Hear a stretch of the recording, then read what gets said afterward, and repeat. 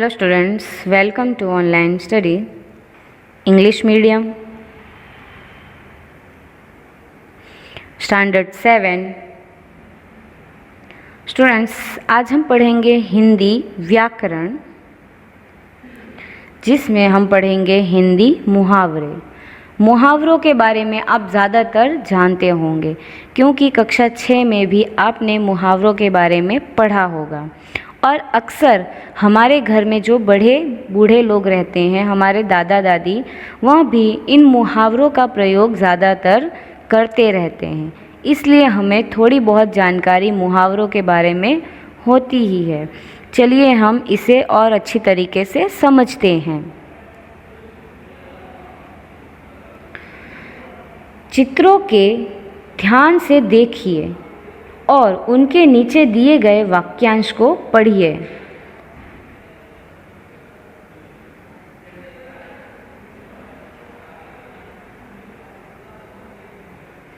अब आप यहाँ पे 3 चित्र देख रहे हैं। इन तीनों चित्र के नीचे वाक्य दिए गए हैं, तो चलिए हम उसे पढ़ते हैं। अंधे की लकड़ी, अर्थात आप देख रहे होंगे चित्र में एक अंधा आदमी है, उसके हाथ में एक लकड़ी है, तो इसलिए नीचे वाक्य है अंधे की लकड़ी। फिर आकाश के तारे तोड़ना, अर्थात आप देख रहे होंगे दूसरे चित्र में कि यह जो बच्चा है वो आकाश से तारे तोड़ने की कोशिश कर रहा है। फिर तीसरे चित्र में दांतों तले उंगली दबाना, अर्थात यह जो बच्चा है अपने दांतों के बीच में उंगली को दबा रहा है। तो यह जो वाक्य यहाँ पे दिए गए हैं, यह वाक्य मुहावरे कहलाते हैं। क्या कहलाएंगे? मुहावरे। पुराने ज़माने में इनका प्रयोग बड़े बूढ़े ज़्यादातर करते थे। तो चलिए इन मुहावरों के अर्थ के बारे में हम समझते हैं। यहाँ अंधे की लकड़ी वाक्यांश का एक विशेष अर्थ बता रहा है। एकमात्र सहारा, अर्थात अंधे की लकड़ी, अंधे के पास और कोई सहारा ना होने की वजह से उसका एकमात्र सहारा है लकड़ी, जिससे वह अपने रास्ते को तय कर सकता है। इसलिए उसे अंधे की लकड़ी कहा गया है। फिर दूसरे चित्र में एक व्यक्ति आकाश के तारे तोड़ने की कोशिश कर रहा है, अर्थात यहाँ आकाश के तारे तोड़ना वाक्यांश का अर्थ है असंभव कार्य करना, अर्थात आकाश के तारे तोड़ना। इसका अर्थ ये नहीं है कि आकाश से तारे तोड़कर ही लाना, इसका अर्थ यह माना जाता है कि असंभव कार्य को करना। फिर यहाँ तीसरे चित्र में एक लड़का दांतों में उंगली दबाकर खड़ा है। यहाँ दांतों तले उंगली दबाना वाक्यांश का अर्थ है हैरान रह जाना, अर्थात ऐसे अचानक से कोई ऐसी चीज़ देख लेना जिसे हमने कभी सोचा भी न हो, तो उस चौकन्ने समय में अपने मुंह में दांतों में उंगली को दबा लेना। इसलिए यहाँ पे यह कहा गया है कि दांतों तले उंगली दबाना। ये वाक्यांश मुहावरे हैं जो विशेष अर्थ प्रकट करते हैं।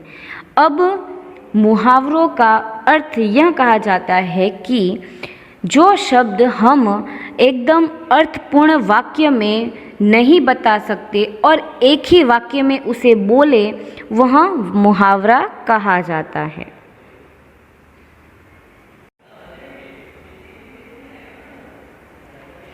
भाषा में विशेष अर्थ प्रकट करने वाले वाक्यांश को मुहावरे कहते हैं, अर्थात भाषा में विशेष प्रकार के अर्थ को प्रकट करने वाला जो वाक्यांश होता है उसे मुहावरा कहा जाता है। चलिए यहाँ पर मुहावरे अर्थ तथा वाक्य प्रयोग दिया गया है, उसे हम पढ़ते हैं और समझते हैं।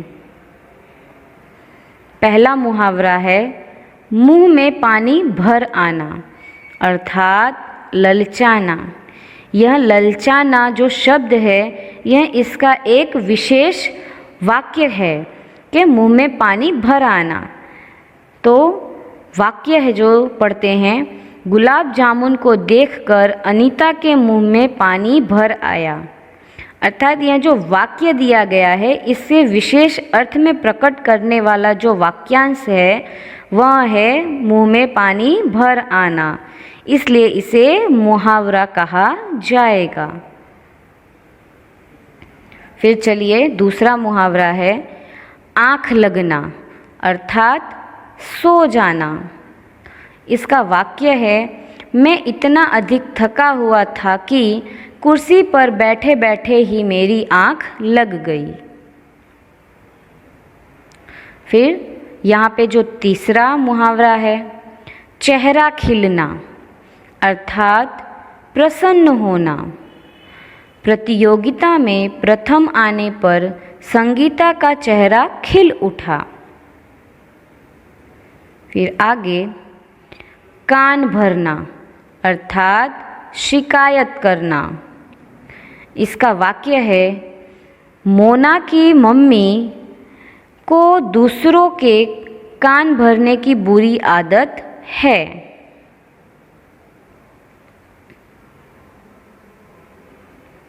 आगे घोड़े बेचकर सोना अर्थात गहरी नींद में सोना।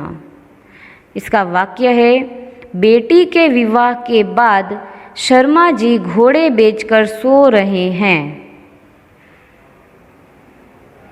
आगे हाथ बटाना अर्थात सहायता करना। वाक्य मैं माँ के काम में हाथ बटाती हूँ।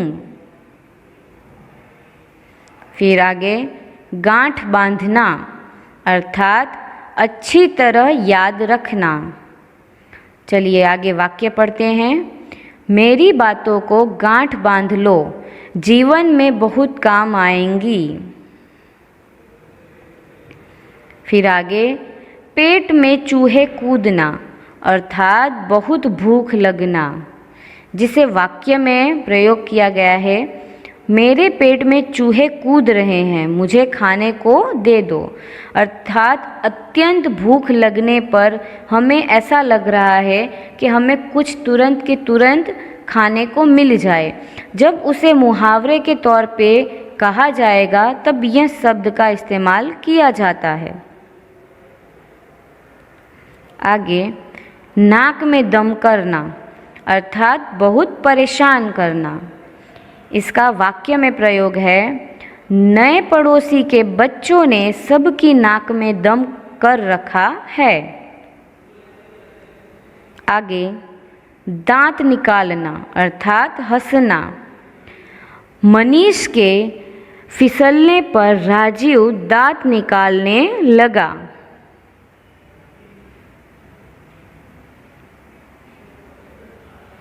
आगे आँखों में धूल झोंकना अर्थात धोखा देना। वाक्य ठग सबकी आँखों में धूल झोंककर लाखों के जेवर ले गया। आगे आकाश पाताल का अंतर अर्थात बहुत अधिक अंतर। वाक्य मनीष और रवि सगे भाई हैं, लेकिन दोनों के स्वभाव में आकाश पाताल का अंतर है। आगे 9-2-11 होना अर्थात भाग जाना। वाक्य है सिपाही को देखकर चोर 9-2-11 हो गया। आगे हवा से बातें करना अर्थात बहुत तेज भागना। वाक्य बाबा भारती का घोड़ा हवा से बातें कर रहा था। नंबर 15 लाल पीला होना अर्थात बहुत गुस्सा होना। वाक्य सुधीर के असफल होने की खबर सुनकर उसके पिता लाल पीले हो रहे थे। अब लाल पीला होना अर्थात यह नहीं होता कि वह लाल और पीले हो गए, अर्थात वो अत्यंत ही गुस्से में हैं वह गुस्से को दर्शाने के लिए यहाँ पे जो नया शब्द मुहावरे के रूप में जो शब्द बनाया गया है वह लाल पीना होना। अब आगे कुछ मुहावरे और उनके अर्थ। चलिए, इस तरफ मुहावरे दिए गए हैं, इस तरफ उनके अर्थ दिए गए हैं, तो मुहावरे और उनके अर्थ पढ़ते हैं और समझते हैं। ईद का चांद होना अर्थात बहुत दिनों के बाद दिखाई देना। फिर नंबर 2, अक्ल का अंधा होना अर्थात मूर्खता का काम करना। नंबर 3, अपने पाँव पर आप कुल्हाड़ी मारना अर्थात अपनी हानि स्वयं करना। आगे, आँख दिखाना अर्थात क्रोध करना। आग बबूला होना अर्थात बहुत क्रोधित होना।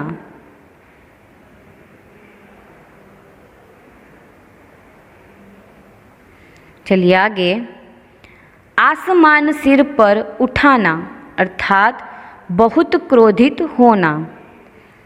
नंबर 7, कमर कसना, इसका अर्थ है बहुत शोर मचाना। नंबर 8, कान पर जू न रेंगना अर्थात दृढ़ निश्चय करना। नंबर 9, दांत खट्टे करना अर्थात हरा देना। नंबर 10, दाल न गलना अर्थात सफल न होना।